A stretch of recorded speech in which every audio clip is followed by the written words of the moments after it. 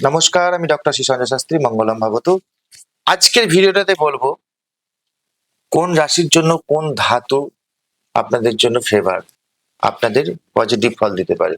অনেক সময় কি হয়, আমরা হয়তো ভালো স্টোন বা দামি স্টোন পড়তে পারি না। কখনই কম দামি স্টোন পরবেন না, পড়লে ভালো পড়বেন, কোনো বিষ মাল খাবেন না।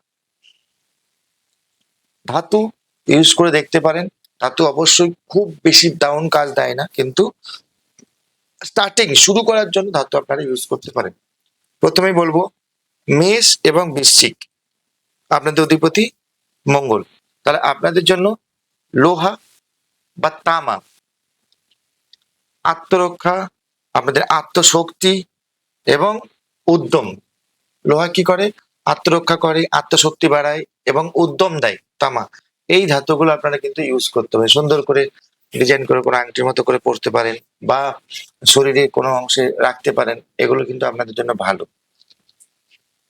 বৃষ,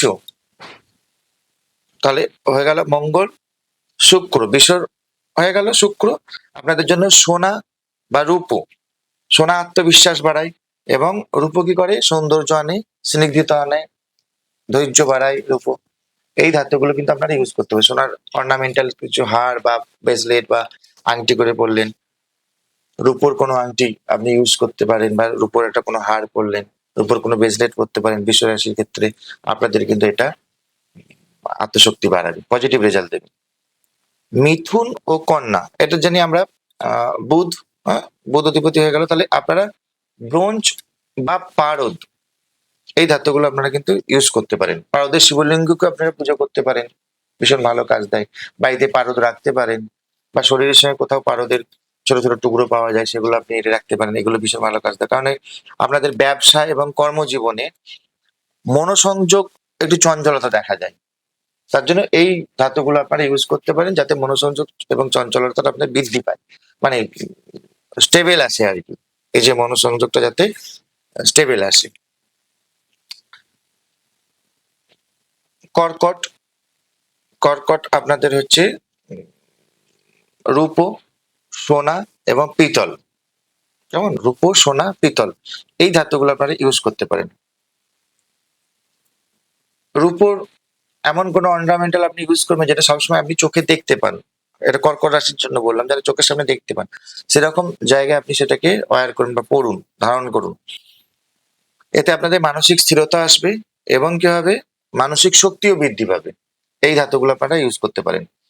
সিংহ রাশির জন্য সোনা বা তামা, এই ধাতুগুলো কিন্তু ভীষণ ভালো। সোনা আত্মবিশ্বাস বাড়ায়, তামা শরীরের শক্তি বেড়ায়। দেখবেন সিংহ রাশিতে বেশিরভাগ ক্ষেত্রে শরীরে নানা রকম মাঝে মাঝে ডিস্টার্ব হতে থাকে, অনেক রকম প্রবলেম আসতে থাকে, তাহলে আপনারা কিন্তু তামা বা সোনা ইউজ করতে পারেন। বা মহিলার দিক থেকে অনেক কিছু প্রবলেম আসে, অনেক সময় সিংহ রাশিতে দেখা যায় মান সম্মান হানির অনেক যোগ আসে, সেগুলো সময় টুকটাক টুকটাক গুলো করে থাকলে অনেকটা আপনি ওই বৃষ্টির আগে ছাতার মতো একটা গার্ড রাখতে পারলেন আর কি।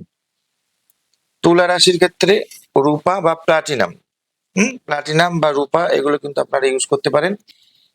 রূপো সৌন্দর্য স্নিগ্ধতা আনে, প্লাটিনাম আর্থিক সচ্ছলতা আনে।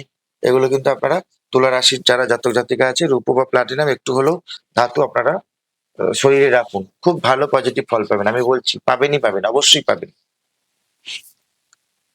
ধনু এবং মীন, আপনাদের ক্ষেত্রে কি হচ্ছে? বৃহস্পতি, তাহলে আপনাদেরকে বলবো যে সোনা বা পিতল কোনো জিনিস আপনারা ধাতু ব্যবহার করুন। এবং সোনা আত্মবিশ্বাস বাড়ায়, পিতল আমাদেরকে কি করায়? সৌভাগ্য বৃদ্ধি করে। দেখবেন আমাদের পুজোর বাড়িতে বা মন্দিরে যদি পিতলের জিনিস আমরা প্রচুর ইউজ করি, কারণ ওটা সৌভাগ্য বা সমৃদ্ধির জন্য পিতলকে ধরা হয়। সেই জন্য আপনারা পিতল বা সোনা কোনো অর্নামেন্টালস হাতে গায়ে রাখতে পারেন। মকর ও কুম্ভ, লোহা বা ইস্পাত জাতীয় কোনো জিনিস, সীসা ছোট্ট করে টুকরো করে একটু শরীরের সাথে রাখুন, বা আংটির মতো করে রাখুন।